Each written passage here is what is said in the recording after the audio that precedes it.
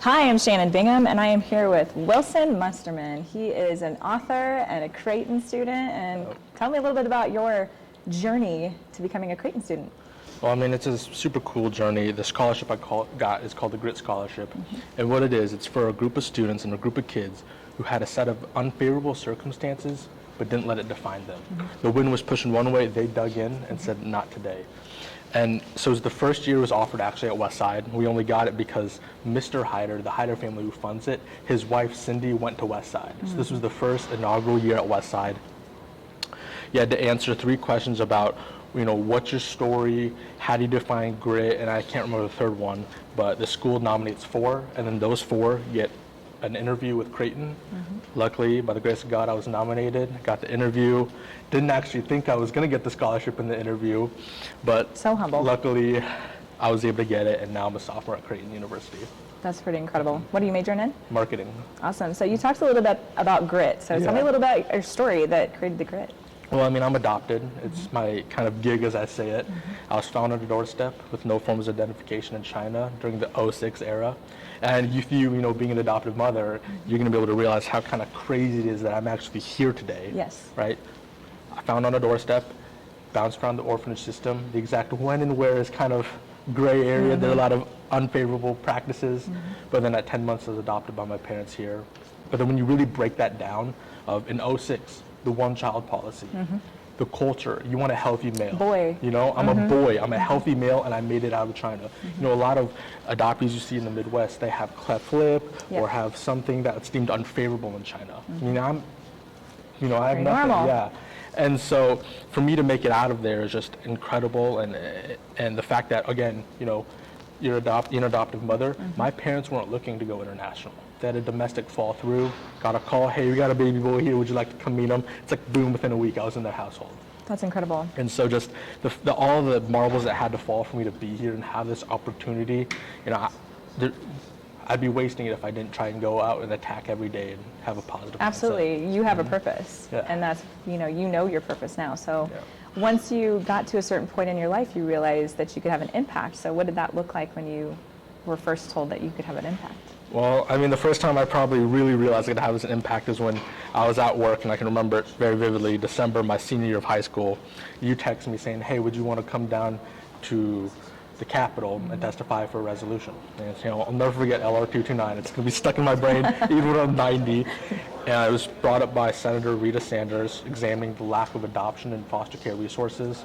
And I was 17 years old at the time, just a baby. Now I'm an old man at 19. Not an old man. And that was just a super cool experience, able to kind of sit there on my paper, the half circle desk, and I'm just in the desk, just kind of like, oh God, they're all looking at me, trying to look up every 5th word so I can have some eye contact. But one of the senators, she came up to me afterwards, I gave my testimony and said, you say a lot of I wishes, don't wait for the government to create change. Go out and do it yourself. And I said that, and that's always stuck with me, and I said, you know what, she's right. I am gonna do it. And so that's the goal, is I've tried to help others. And that senator empowered you at that point too, and you kind of caught fire after that. What happened later? It just led to me telling my story and offering help to anybody who would listen. So how did you tell your story?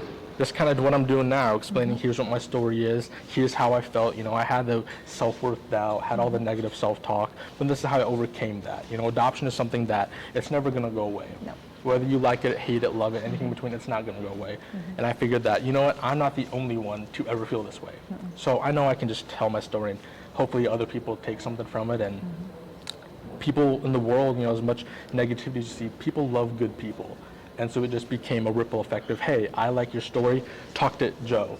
Then Joe would say, hey, talk to whatever. Then whatever would say, talk to this person. And then, it led to Sandy Spady's TV show, Van Deeb's podcast and radio show, Edge Magazine with Kathy, and just more and more. And then all these doors opening. But I think ultimately, the adoption world is so hush-hush for so many years, and you just don't talk about things like that. So now that you're talking about it, it's making it okay for others to talk about it as well. Yeah. So, and that led you to write a book? Yeah, that did. It led me to write a book. I self-published it, and I had no capital, I'm a poor college kid. I'm writing my book in my dorm last year, trying to figure out what I have You to say. knocked it out in like minutes. Oh, it was hard. I'd write 10 pages, realize the next day I hated it all, and then just delete it all. But it's called Marked by Adoption. It's on Amazon, and it's accomplished more than I ever thought it could. It was a #1 new release. It's worldwide. It's sold by local bookstores. It's even right now on display in Creighton's library. Growing up in Omaha, you hear about Creighton's very prestigious. You see the billboards of like Creighton and the college ends, Creighton doesn't, Right. And then it's like the other one's like, studying is good, but doing's better. You see just this way you think about Creighton being from here. The fact that I can go in the library and see my book on display, I mean, it's an unreal feeling. And then just the recognition that it's got. So the book itself is about the perspectives of an adoptee, and how has it been received by families? It's incredible. It's how I kind of had it in mind of how do I help this book for everybody. I wanted to kind of write it for the public. There's a lot of talk in adoption of why doesn't the public talk about this, or how should they act? Well, if we're not showing them the ways that are better to act, we can't expect them to already act that way. So I wrote it for everyone, though. I mean, adoptive parents to understand their children maybe a little bit better. Adoptees to be understood. And when we say adoptees, we think about 10-year-olds, teenagers. But I've had messages from adoptees that are 30, 40, 50, upwards of 60 years old going, we never had this. This was not a thing. It's a roadmap. And that the fact that we have a kid your age, and I'm going to say kid, your age, talking about this in a way that we never could. The fact that you can get a 60-year-old man to kind of lay down his sword at the full life and say, you've helped heal something inside of me. You can't buy that type of feeling. It's impact. And so ultimate impact. I was reading it on a plane, and sitting next to me was a gentleman, and he must have been watching that I was reading something, and I was alone. I was just me and my book and your book, and he actually ended up being an adoptive parent, and so I gave him the information, and he's like, I need this so much in my life, and people do need it. It's super cool. It's helped more people than I can ever imagine, and the work's only just getting started, right? I'm happy with what we've done, but I know I can do so much more, and so that's where my motivation's at right now. Adoption impacts more people than we know. And with you and your platform, you might never know the true number, but the fact that you're just helping one, that's it. Makes it all worth it. That's all you need. So when is the next book coming out? That's $1 million question. I don't know. There's been ideas of if I rewrite the same book 5 years from now, see how my perspectives have changed. There's ideas of, do I write something then specifically for birth parents, for adoptive parents, and try to get these different segments. But right now, I think we're just going to see how far this book can go, and that's kind of where the headspace is at. That's awesome. So when you are looking into your calmness and your celebration, how do you celebrate your wins?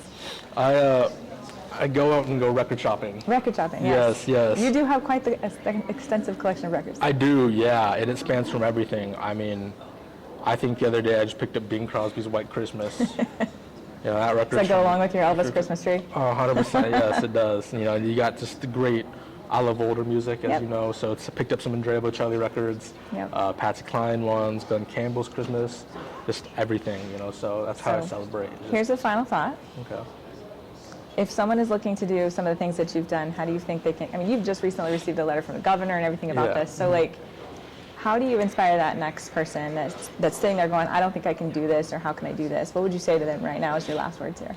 Take the leap, start. What's the worst thing that happens? You hear no. I sent out so many emails, and that's how I even came and met Glenn here. I sent out a blank email and a blank message on LinkedIn. Hey, here's my story. I'd love if you give me an opportunity to come on, share my story, share what I can do.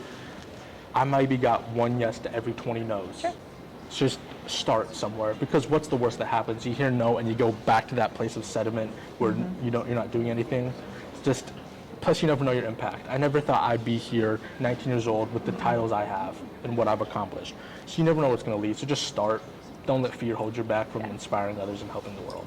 Well, I'm proud of you. Good job. Keep going. Yeah. You're doing great. Thank you so much, Wilson, for being on today. Thank you.